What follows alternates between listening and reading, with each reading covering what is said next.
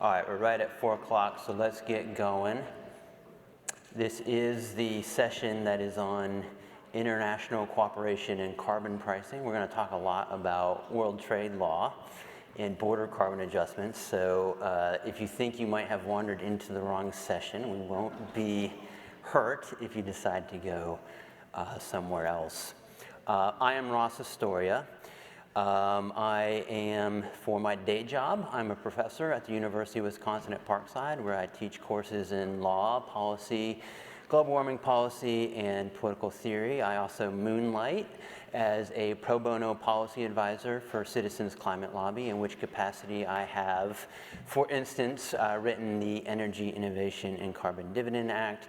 And at present, I am very proud to serve on the board of directors as our DEI liaison. And Catrina, would you introduce yourself? My excellent colleague, Catrina Rorke. Hi, y'all. I'm the Senior Vice President for Policy and Research at the Climate Leadership Council, and I'm the Executive Director of our Center for Climate and Trade, the subject du jour. I promise I won't talk a lot about WTO law. I'll leave that to Ross. Thanks. Give the boring stuff to me. Got it. All right, so let's see if my slide deck is up. I probably have to point this at the...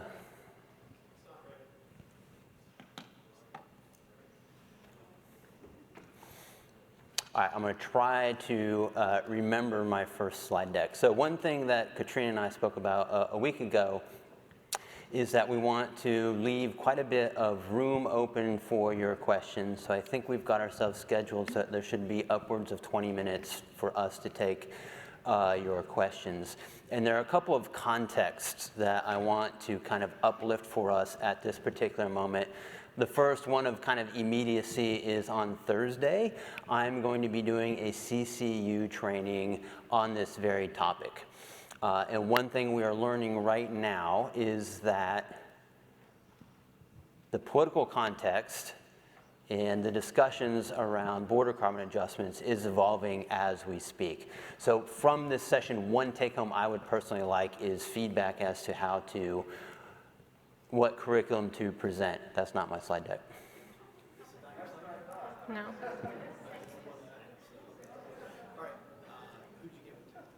I uploaded it to, it's in the right Monday under, afternoon folder. It's right under the Google file that hers is at. Second context then is the nature of that discussion revolving around border carbon adjustments. There seems to be two things going on. One is one of our major asks as Citizens Climate Lobby for you to work with your Republican members of Congress in particular, is to talk about America's carbon advantage. And so Catrina, we're going to uplift that topic. The other thing that seems to be happening with the discussions amongst Republicans is how to take advantage of that carbon advantage and use a border carbon adjustment without a concurrent domestic carbon tax. And that is a different way of thinking and talking about this problem than we have had before. Before, we have always talked about those things as coming together. So what I'm going to do with my 10 or 15 minutes here is to introduce to you some of the international legal institutions that are going to be a part of that discussion. I'm going to introduce them to you at a pretty high level, i.e. abstract and general, and I will be depending upon you to ask specific questions to get more granular information out of that as you need them. I have really cool graphics. I think I've got them memorized, but should I?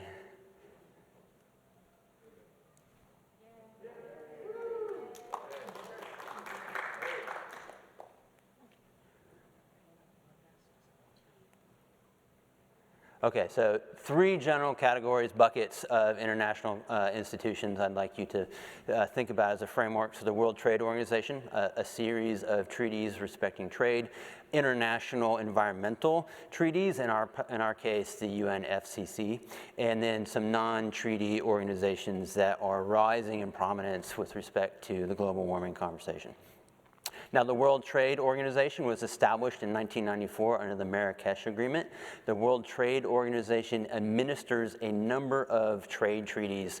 Most salient for our purposes on a border carbon adjustment are the General Agreement on Tariffs and Trade, or the GATT, and the Agreement on Subsidies and Countervailing Measures, or the SCM agreement. Also of note here, under the World Trade Agreement, there is a sequence of other treaties that have to do with particular traded goods, such as agriculture and textiles. When we talk about free trade agreements or investment agreements, those are often being formed amongst particular bilateral countries or plurilateral countries under the context of the GATT. So those are supervised, sometimes indirectly, under the GATT. Now, there's two things, very high level, that I want you to know about these trade agreements with respect to a border carbon adjustment for today. The first is the easiest and perhaps the only way to use a border tax adjustment on carbon is to have a concurrent domestic carbon tax. You can't have an adjustment on a tax unless you have a domestic tax. If you don't have that domestic tax, it becomes difficult or impossible to use a border tax adjustment on carbon. So when we separate those in the discussion, we've got a lot of work to do and to bring that under our trade law agreements. The second is, under WTO precedent, if you're going to use a border measure to achieve an environmental purpose, which is what a border tax adjustment on carbon would be, then the country using that border adjustment must make good faith efforts to reach agreements with our trade partners to achieve that environmental purpose basically on our trade partners' own terms, right, respecting their sovereignty. So those are the two high-level things I want you to know for this discussion at this moment. There's some opportunities and challenges with World Trade Law Organization treaties. I'm actually going to skip this slide, come back to it if it's pertinent, because I want to leave a little bit more time for discussion as needed. Our second group of treaties are environmental treaties. For us, that's the United Nations Framework Convention on Climate Change, which it was brought into my awareness, and putting this slide deck together was basically formed at the same time that the World Trade Agreement was. Those treaties were signed about a month apart. After the UNFCCC was signed in '94, the Kyoto Protocols were signed in '97. We know that that has fallen apart, and the Paris Agreement was signed in 2015, 7 years ago. Now, this graphic here, I just want to point out to you, this is a graphic displaying the vulnerability to climate change by country. Just want you to note that those vulnerabilities are not undifferentiated, they are not equal, and they are not random.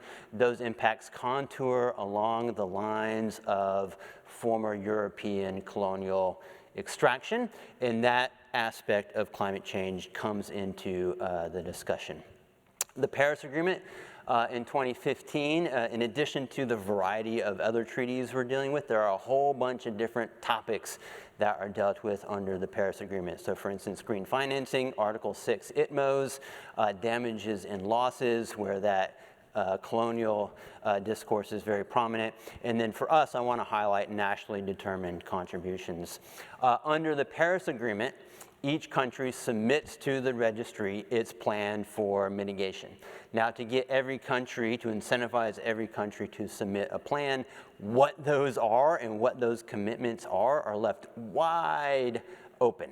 So wide open. A very cool thing to do if you ever happen to be bored on a Friday night is you can go to the NDC registry where all those are submitted, and you can flip through them and see what different countries are up to. Bolivia's is pretty cool, by the way, if you want to check it out. I got a sample here of Mexico's NDC. This is the standard format here, this box, and then it separates out. You can see the greenhouse gases by sector. And then David Michael was here earlier, and that is and the other one there is the NDC for Nigeria. Nigeria is doing some pretty interesting things. On this one, I want to point out that that bolded language here, mainstream gender across all sectors, that is not me bolding anything. That is whoever wrote this NDC deciding that that was important. And then an additional set of institutions to be aware of are referred to in this NDC. So that's that first line of number 9 said Nigeria has, with support from the UNDP, the GIZ, IRENA, and the Islamic Development Bank, et cetera, et cetera. So there are other institutions that are going to be involved in mitigation that we want to be aware of, and some of those are listed there. Our last set of institutions I want you to be aware of in this discussion is what I call non-treaty organizations. And these are very much clubs in the sense that different countries decide to kind of get together. And so the G7 is in that group, the G20 is in that group, and then the Arctic Council is in that group. The Arctic Council is very interesting. I don't want to say too much about it, but it is an institution that's not too many people are aware of. And so I wanted to bring one of these non-treaty organizations forward for your consideration as a sample of the variety of different ways countries can get together to try to solve problems. On your own, if you want to diagnose that symbolism there of the Arctic fox and a cartography from the North Pole looking down at the Arctic, I think that might be an interesting exercise to think, what is that symbolism actually saying about what the Arctic Council is thinking about its mission with respect to Arctic resources. All right, so I just wanted to open up the range of institutions that I think we'll be encountering as we talk about carbon clubs here. And again, specific questions can come as to which of those and when those might be available to you. So I'm going to ask whither, whence, and where are carbon clubs within this welter of world institutions?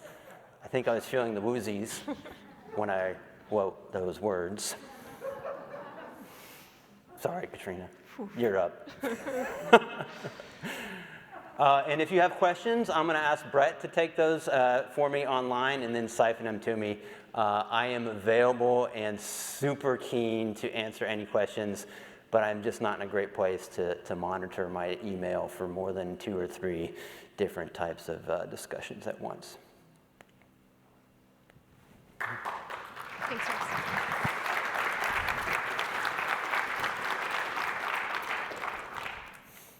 Okay, I'm gonna maybe pick up from what Ross was talking about, NDCs, nationally determined contributions, how the United States and other parties to the UNFCCC state their commitments to decarbonize. They are voluntary, and they are, at present, not sufficiently ambitious to tackle the climate challenge. Another interesting point, since 2005, 90% of global emissions growth is attributable to 5 economies, the BRICS countries. Unless the BRICS countries' NDCs are sufficiently ambitious, we're not going to be able to bend the curve on global emissions. Another interesting angle, the carbon loophole. When we talk about border carbon adjustments, we often use the phrase carbon leakage, which refers to this economic phenomenon where if you have high environmental costs in one jurisdiction, like if the United States imposed a carbon price without any border measure, you'd have an economic incentive to relocate your production overseas. The European Union is grappling with that right now. They're, of course, exercising a carbon border adjustment mechanism in their own updates to their emissions programming. Carbon leakage. It is an insufficient definition for the real challenge. The real challenge is that global supply chains make it really easy to locate your production overseas for any number of reasons and to source global supply chains. It's been good for a lot of reasons, but it has opened what we call the carbon loophole. Today, 25% of global emissions are associated with goods that are manufactured in one country and consumed in another. If every country only cares about their domestic production emissions, we have trouble accessing this 25% of global emissions, largely related to trade from low climate ambition countries to high climate ambition countries. Trade policies present a new opportunity for us unilaterally to access these emissions and to work with our partners through something like a climate club and other multilateral institutions to address this source of emissions. This is a really big part of the climate challenge, and we're only now developing the toolkit to access it. And the environmental opportunity is pretty significant. Right now, the United States, 75% of our imports come from economies that are more carbon intensive than we are. If we implemented policies so that our imports matched our domestic carbon intensity, we would cut US carbon emissions 600 million tons per year.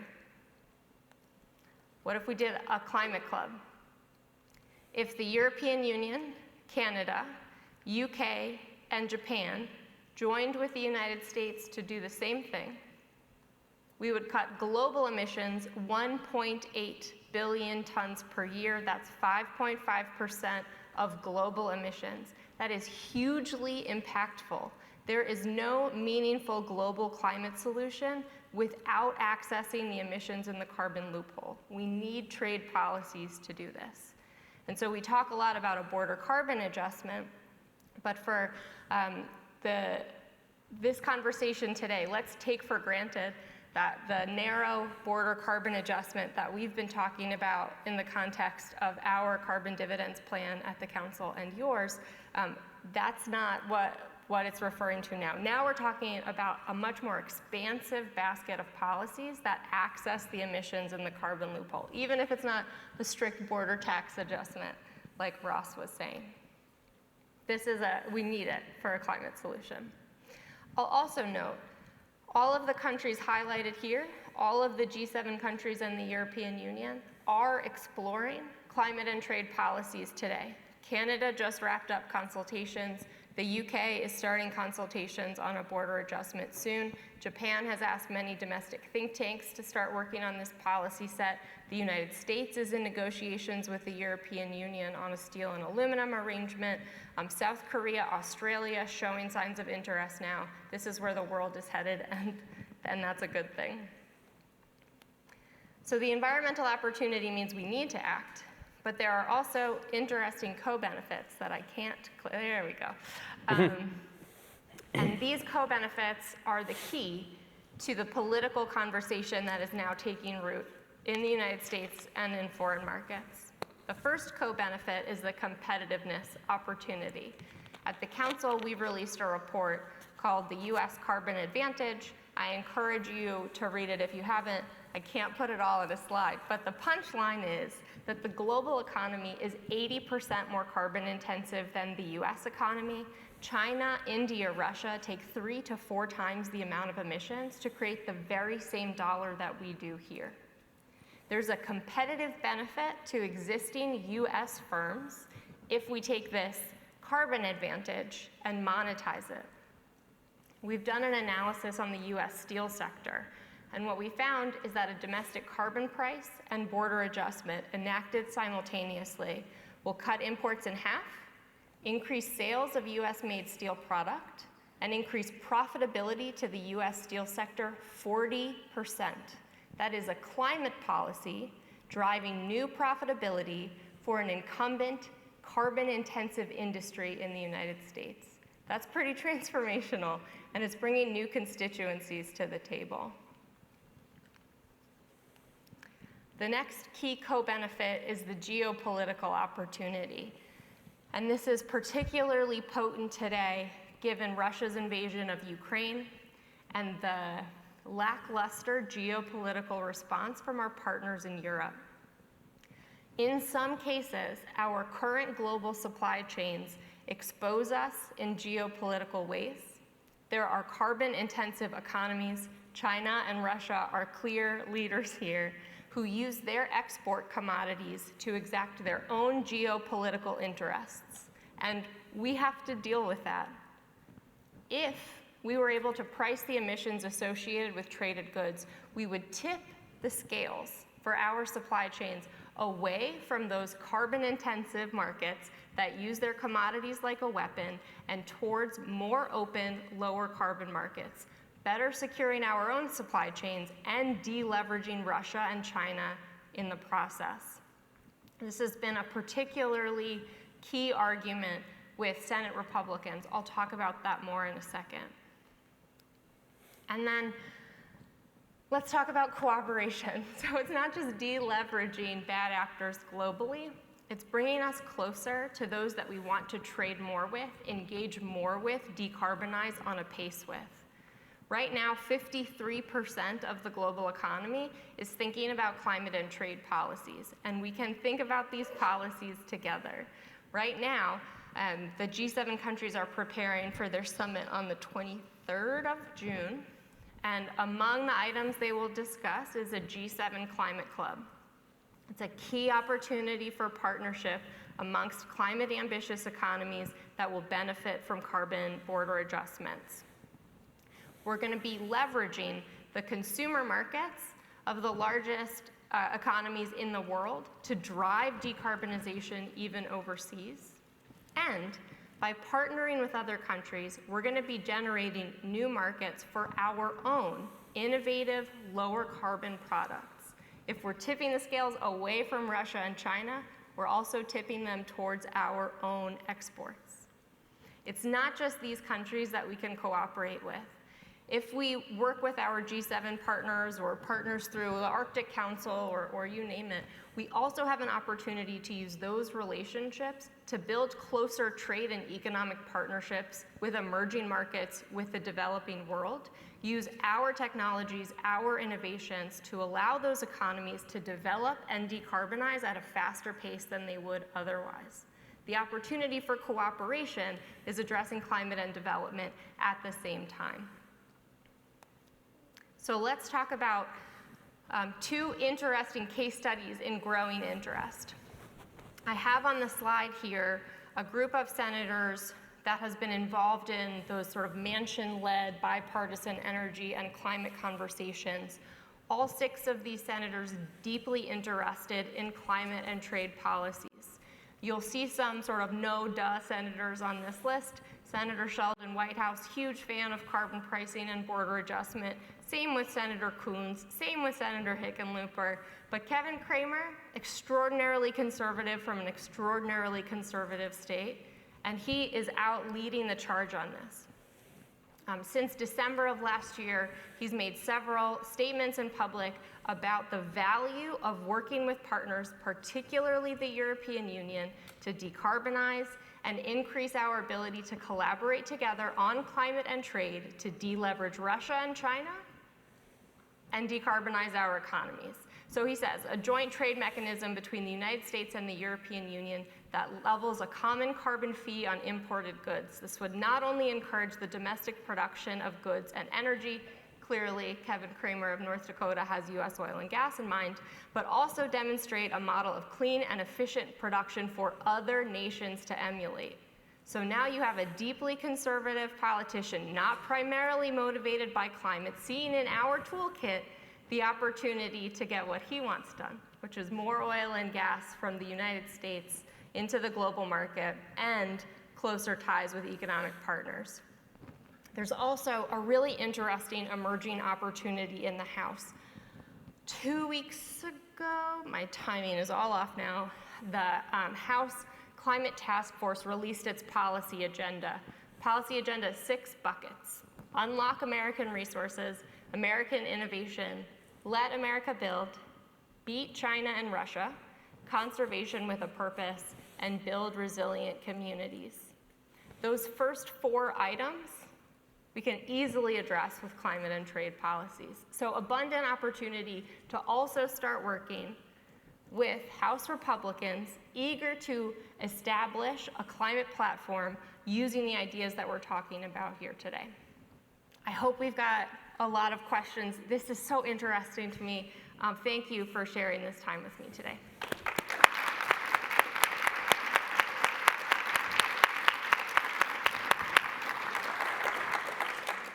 All right, cool. We got plenty of time for questions. In addition to questions, you've got the 3x5 cards. So if you've got kind of comments or directions that you would like the kind of the curriculum to develop to help you with your conversations with your members of Congress, feel free to write those down, and at least I and probably some other CCLOs will take a look at them afterwards. So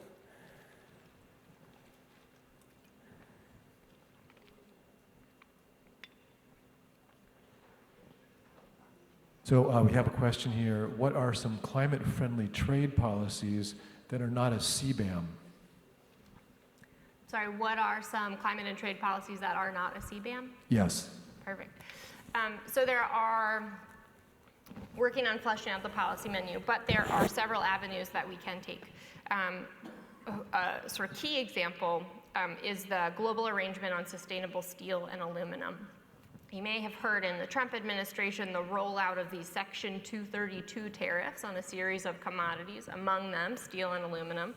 The Biden administration recently replaced those with something called tariff rate quotas, and is in negotiation with one of the partners subject to tariff rate quotas, that's the European Union, on a deal to replace that system with a new one that accounts for the carbon intensity of traded commodities in order to decarbonize our supply chains and work together, US and EU, to address oversupply of steel and aluminum in the global market created by China. The US is also negotiating tariff rate quotas with the UK and Japan. So potential there to have a sectoral multilateral arrangement that includes those 4 markets as the key starting point. That's an example of one. We also engage in trade discussions all the time. The Biden administration recently announced a series of conversations with Pacific partners. Among the instruments that they care about there are environmental controls. We can introduce these concepts into that policy as well. But yeah, plenty of avenues to consider. From the Senate, we have seen last week, Senator Whitehouse introduced a new bill. He's calling it a border carbon adjustment. It is a border carbon adjustment with a US sort of intensity-based standard. So rather than having a border-adjusted tax, we'll have a border-adjusted intensity standard for a series of commodities. We're only now addressing this space, so we're in that process of creative policy development, but that's just a sample of ideas that are already being talked about today. Okay, ready for another question? We recently met with one of our senators and discussed the CBAM. Her staffer said that the US is being held to a different standard because the EU relies on 1980s modeling to develop their carbon prices, while our modeling on this takes into account updated modeling and methodology. Is this claim true? It could be. Maybe. So we don't know what's in CBAM yet. The European Parliament was to vote on it last week, but the vote never happened because there was a bit of a conflagration around amendments to their emissions trading system. Given that we don't know what's in CBAM, it is hard to talk about US treatment under CBAM, though I can tell you that the proposed covered commodities, the US has very little bilateral trade with the European Union in. So we are largely unaffected. Those industries that are included, the US has a carbon advantage against most of the other countries that trade into the European market. So for what we do trade, we stand to benefit. I'll just add to that. When I read the CBAM legal material about 1.5 years ago, that issue I did not flag that issue as something to worry about. Here's a question for Catrina. Your table showed steel industry emissions per dollar, with China and India 3 to 4 times higher than the US. What about emissions per ton? That's the way industries buy steel. So table that I showed you is actually the economy-wide average. I did not show you the steel numbers. But yeah, we have a carbon advantage regardless of how you structure a purchase arrangement in steel. We are significantly less carbon intensive for a variety of reasons, particularly beating out China.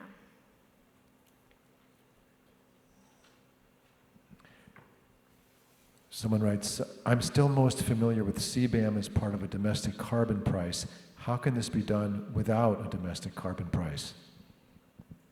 By CBAM, I think you mean the European CBAM, right? I just want to make sure I'm getting the acronyms right. So CBAM is referring to what the EU is Carbon border adjustment, yes. adjustment. Can we do that without a domestic carbon price, I think is the question. And Ross, you indicated So probably if there's not. no carbon pricing whatsoever,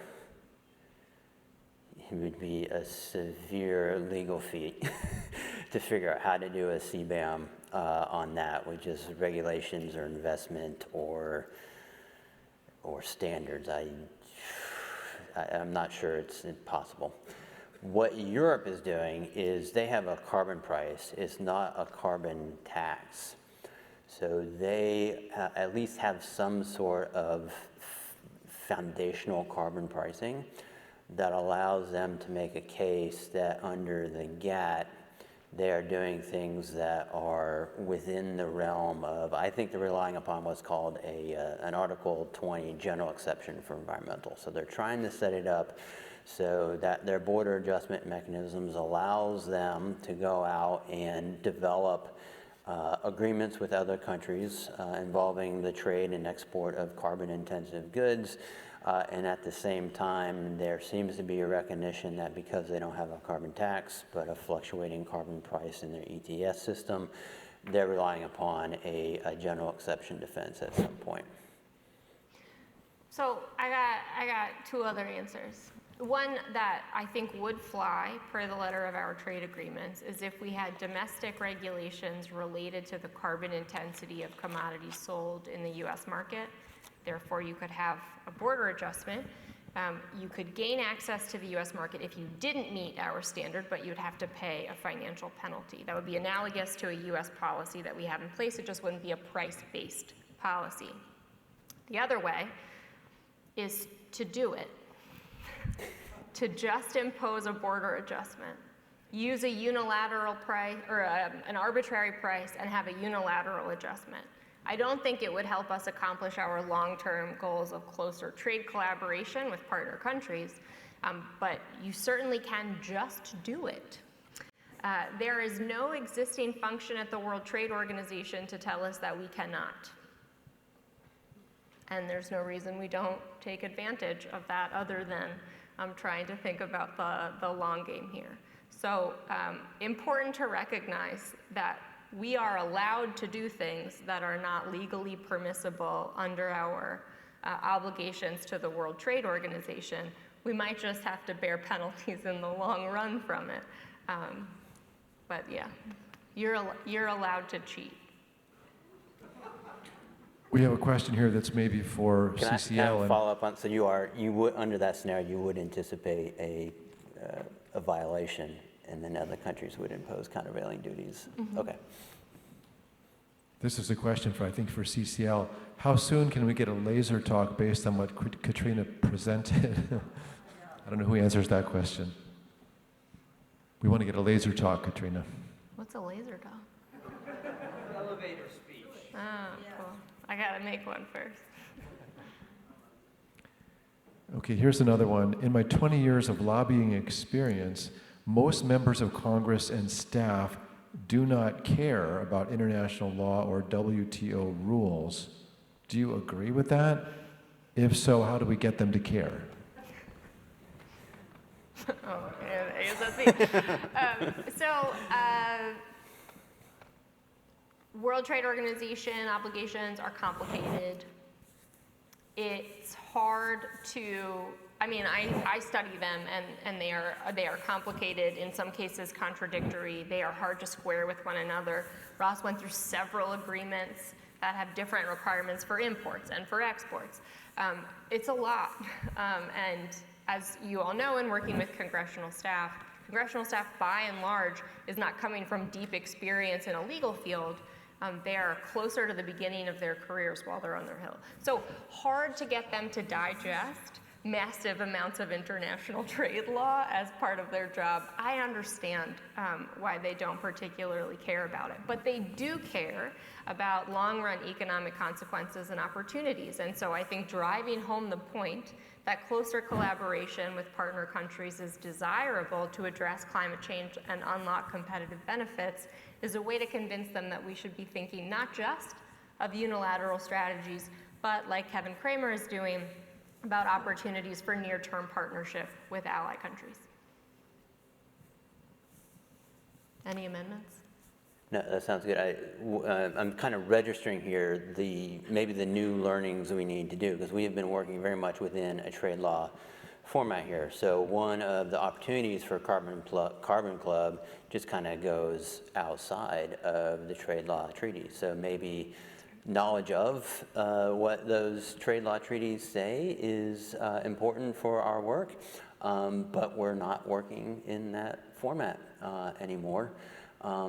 One thing I like to note is it's entirely possible that the treaties that our alleged congressional staffer is indifferent to or doesn't care about, I'm not entirely sure the GATT itself has within it the available resources for meeting the environmental goals that we want to meet. So part of what might happen here is in putting pressure on the different language in the treaties and kind of violating it in strategic ways, is we are then going back to those treaties and creating diplomatic forums where those treaties can be revised and made more environmentally friendly in the way that makes them durable on the long term for meeting our environmental commitments on climate. It's so interesting, Ross. So at the Center for Climate and Trade, I have the great pleasure of working with 3 co-chairs, one of whom is Jennifer Hillman, a former member of the WTO appellate body. And I first worked with her, I think it was 2011. I had the great joy of watching her write a paper up close. I was useless in the process, called Who's Afraid of the WTO? And it was about a border-adjusted carbon price that would fly. Now Jennifer is of the position that the World Trade Organization is a predominantly political body that wants to be helpful, does not want to stand in the way of global decarbonization. It is our job as party to the WTO to challenge it to be relevant today. Why not challenge it on the subject of climate? That's a perfect example. The commitments that we have made to the WTO are not going to let us address climate change at the scale and speed we need. So how do we change it? Yeah, and I like this. Man, I love talking to you. One of the ways I think about our task is if we take the problem on the terms that's given to us, we lose. And that includes perhaps what particular laws as they currently are now say, and treaties. So I think one of the things we very much need to be thinking about as climate advocates is what now exists that is getting in the way and that we need to change. How will the United States be impacted if we do not implement a CBAM policy and others like the EU do? So I was talking earlier, we have really limited bilateral trade with the EU in covered sectors. Covered sectors can change, the structure of CBAM can change. I can't give you a firm answer to that question. But because of the US carbon advantage, we do stand to gain a stronger foothold in the European import market if they implement a CBAM. Yes, US trade with the EU would have to pay the CBAM charge at the border, but their charge would be relatively lower than the same charge that, well, you know, under different economic circumstances, Russian imports would pay or Chinese imports would pay. We would beat those far and away. So the total cost to US goods in the European market would be lower. If we don't do anything, if we have a border adjustment, if we have a carbon price, then the US might have every incentive to decarbonize faster. Our advantage in the European market could grow more over time. Next question I have here is, how would a Hey, John, so I want to ask one follow-up please, question. go ahead, to Ross. Catrina. So when I last looked into the CBAM, they had it set up so that it was being phased in over the course of years. And it started with a set of carbon-intensive products. As a matter of geographical location of the countries importing those products, they were very close to the EU. So Morocco and Turkey were prominent in the list that I saw. And then there seemed to be a strategy of expanding the number of products, which also seemed to come with an expanded number of geographic territories. Does that still seem to be part of the, given how much we don't know, is that still part of the structure? Yeah, I think it entirely depends on the rest of the Fit for 55 package, which is now being restructured. But one of the proposals was to add another 4 industries to the docket. One of those is chemicals. 30% of the US chemicals export market goes to the European Union. That would be much more impactful if it were included, but those amendments have not been approved by Parliament, so we just don't know. One thing I'd like to ask you to register is how much of these details do you think on the CBAM are going to be salient for your conversations? So that gives us some direction on how much research effort we might need to put into following this as we go forward. One person asks, how would a carbon club affect low-income countries? Yeah, it depends on structure. I saw this one really creative idea. It will be published, I hope in July, from a group called the Silverado Policy Accelerator, which is to have, if it's a unilateral policy or a club policy, you're going to assume that if you are not a member of the club, when you import, you have to pay some border adjustment charge. So what if there was a policy where we zero out that charge if the imports are coming from a least developed country or a developing country or a middle-income country that we want to work more closely with? We zero it out. So you import a good, you have a charge, we count up that charge, and then we take that amount of money and we reinvest it in decarbonization efforts in your home country, either in the sector that it was applied to, so we facilitate aluminum decarbonization if that's what you're importing, or in your general infrastructure so that you have a more stable supply of low carbon electricity. Use this border adjustment policy and climate finance to encourage closer trade collaborations and development, right? That's just one idea where you use the structure of a CBAM or a climate club to build in a financial commitment to help our closest trading partners accelerate development and decarbonization at the same time. I expect we'll get other creative ideas because I think this is an important goal. If we want to diversify supply chains away from particularly China and now, well, Russia, we're moving faster on. We need to buy things from somewhere. And if we use CBAM as a tool to identify where we want to source our materials from, and we help that market develop, it'll secure our supply chains, and it'll help them too. How would a carbon club or exchange help Senator Kramer meet his goals to drill more? That's definitely a question for you. How would the CBAM help Senator Kramer with his goals to drill more? Yeah, great question. So let's take the example of natural gas. U.S. natural gas delivered into the port of Rotterdam has 75% lower methane emissions than Russian natural gas delivered by pipeline to the European continent. 75%. Methane is a really powerful greenhouse gas. It is pretty important that we address it. U.S. natural gas can help Europe do that today. That's how it would help. If the U.S. and the European Union are working more closely together to address the emissions associated with their traded product, then the U.S. carbon advantage fully comes into play for our energy resources too.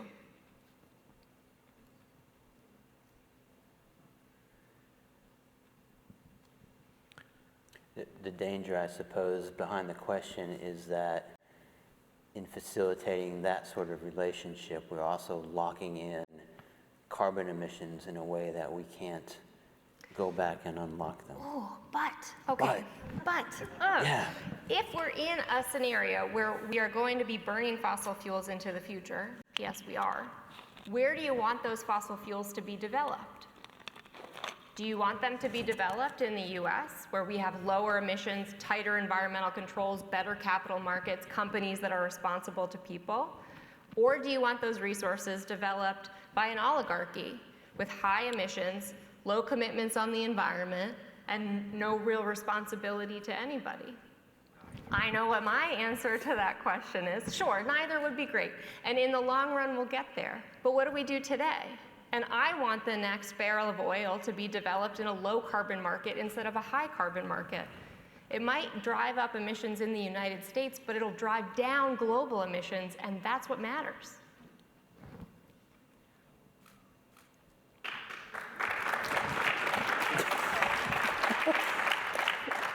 We discovered yesterday that we applaud for the craziest things around here. Nice. I'll take it. No, I like this line of thinking. So I do think we do want to, under such a scenario, how do we also make sure that we're not locking in those emissions? So would it be possible to do a carbon club where we are basically taking the lower carbon intensity natural gas of the United States to support Europeans' removal from Russian natural gas, and then in that same agreement lock in a drawdown policy? I don't see why that's not at least possible. I mean, the Fit for 55 package includes a Does whole that, lot yeah. of domestic commitments to move away from fossil infrastructure. Right, so part of the bargaining with the U.S. oil industry would now be something like, okay, you get this pulse of exports to EU to help the geostrategic position, and in exchange, we get mitigation timetables out of you or something Yeah, like that. it's conceivable. Yeah, there's no reason to constrain ourselves. We're making it up as we go here. We are. What do you think about the carbon price floor suggested by the IMF last year? I missed that one. So last year was a challenging one for me, so I don't know what the IMF has been doing. So it's a great idea. Much like a domestic carbon price, I'm sure that economists would prefer it for being much more elegant and effective than any alternative. I think it is much more challenging than us developing a domestic carbon price, though. So knowing that we are operating in a world of second best policies, we got to figure out this climate and trade question, because I can't imagine we'll arrive at globally harmonized carbon pricing anytime soon. Do you think that a carbon border adjustment would be inflationary for consumers? Oh, that's a great question. It's something that I'm studying right now. So in markets that have introduced a carbon price, they have actually documented a mild deflationary impact. A border carbon adjustment relative to a carbon price is pretty narrow, so I think we would anticipate the same experience, which is not to say that a carbon price encourages deflation. It's just to say that there's not a highly inflationary correlation associated with any documented instance of implementing a carbon price so far, so take that one to the bank. But the impact of a border carbon adjustment is really de minimis on consumer products, and I do not anticipate that it would cause a dramatic association with inflation at all. Doing research on it now. I'll have numbers next time. But consider that the border adjustment on a pair of sneakers would be 0 cents. So not a substantive driver of inflation. Can you speculate how the EU CBAM might affect their dependence on Russian oil and gas? We can speculate. We can speculate. You want to get a beer and do that? Sure. I'm trying to remember, were oil and gas actually in their CBAM? I think it was Electricity. electricity. And I'm not recalling that natural gas and petroleum would have been covered. Is that right? That's right. Okay. So At no, present, from what we know of a CBAM that is in flux, no material impact. that was But there pretty are good also speculation. sanctions, so that's not CBAM. What is the relative carbon intensity of ag commodities? Will CBAMs or carbon clubs deal with ag as well as steel? Oh, it's such a great opportunity. Have you studied any of this? A little. So we get, so I don't see why a carbon club could not deal with agriculture. Maybe you know some more recent studies, but virtually every study I've seen of ag products do not identify them as a emission-intensive, trade-exposed good, and so they would not usually fall under the rubric of a border tax adjustment on carbon. But have you seen anything different? No, Okay. I have seen nothing different, though I'll note that if we're in a climate club scenario, there are other ways. So the Forest Act is now part of the agenda for Citizens Climate Lobby. That's an opportunity to use climate and trade instruments to facilitate another question, not just accountability for carbon emissions as they enter our economy, but accountability for the land use changes and decisions that are associated with the commodities that enter the U.S. market. That is also a climate and trade policy.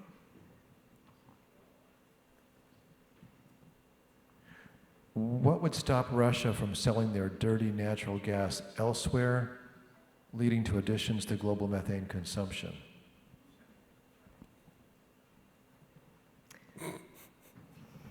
Climate clubs? They're free to trade their commodities as they wish. We are seeing them at present try to find new customers for their oil and gas resources. Of course, that is viable. That's why international partnership and cooperation is such an important dimension to these conversations about climate and trade. That conversation, we had when we did our prep, we had some background discussion on the NDCs and UNFCCC process. For a question like that, what do we think might be the best forum for kind of at the same time making strategic partnerships on drawdown and mitigation that also close off export markets to autocratic governments? Is it one of those forums? We need a new carbon club, or I don't think the UNFCCC can do it. I can't think of an existing forum that's well equipped to handle that. As we're speaking, Not that we've tried. yeah, Adam. So we have these G7s and G20s, and those are basically kind of focused around levels of economic development. Adam 2 is in a piece in I can't remember, Foreign Affairs maybe proposed a kind of climate 20. Type of club, which would be not just located on economic development, but on emission intensity and prospective emission intensity. So not only would it include the big emitters, but various of the other prospective big emitters. And so one kind of obvious example of a country to include in that club would be Nigeria. So maybe a forum, and then part of that forum is designed not only on mitigation, but strategic closing off of other types of markets from Russia. Interesting. Other questions? We got a couple more minutes, right? We have a few more minutes. Someone asks, our representative is on the ECC task force. What do you think the most important thing we can say or do when we meet with him is? The carbon advantage for me has been a winner every time. Sell the good news climate story of the U.S. economy. The carbon advantage exists today. Companies can't monetize it without a policy change. Not what I showed you. We've got a better table. I should have brought handouts. Is a winner every time. Knowing that the U.S. has decarbonized our economy, knowing that we've got this carbon advantage, knowing that policymakers can support incumbent industries as they're meeting the decarbonization challenge, that story resonates on the Hill. Republicans want the good news climate story so they've got something to build on for a next step. And that's a really great sort of starting point for policy development.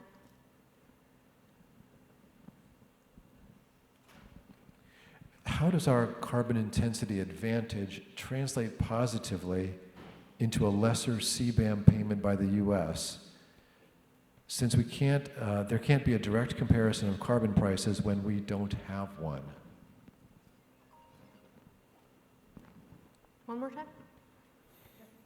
How does our carbon intensity advantage translate into a lesser CBAM payment by the U.S., since there can't be a direct comparison of carbon prices when we don't have one? Yeah, as presently drafted, the CBAM would charge goods based on their carbon intensity. And so if your good has a lower carbon intensity, your CBAM charge would be lower. If you are exporting from a market that has a carbon price, as is presently drafted, you would get credited for that carbon price. But because we have a carbon advantage, and because higher carbon markets do not have a functional carbon price, we would bear the lowest CBAM charge. Lower CBAM charge. Lowest would depend on the commodity. Okay, here's the last question. This is all pretty wonky. How can we educate and work with the public to promote climate progress in this area? Yeah, so this is a great question. I think this is for me and staff to start thinking through. So definitely write down what you think are the highlights here, because there's a way to have this discussion where you just like drill down into the details of a particular word in the most favored nation clause of the GATT, which I don't think is mostly useful for most of our members of Congress, but then highline laser talks and are going to be very important and salient for us as advocates. So I think start bringing those in. I think the narrative that Catrina presented on carbon advantage is going to be very helpful. I introduced some international institutions to you because I wanted to kind of test run which of those are resonant with you, what you think might be helpful to know more about. So let us know about that. So only one thing to add, which is the carbon loophole, or maybe more in like simpler language. So if I have, maybe you have too, gone online and calculated your carbon footprint. That's related to your consumption emissions. The US, we regulate our emissions based on our production emissions, not our consumption emissions. We don't have regulations approaching our carbon footprint. Climate and trade policies let us do that. Because our carbon footprint is pretty large compared to other countries, it gives us a greater impact on the global climate. We can access more emissions if we stop thinking about our production pattern and we start thinking about the US carbon footprint. I think that pivot point is going to be really important for engaging on these questions. Like my production emissions are 0, but my consumption emissions are pretty high. All right, thank you. That's all we're going to have time for today. So let's give a big round of applause for Ross and Catrina.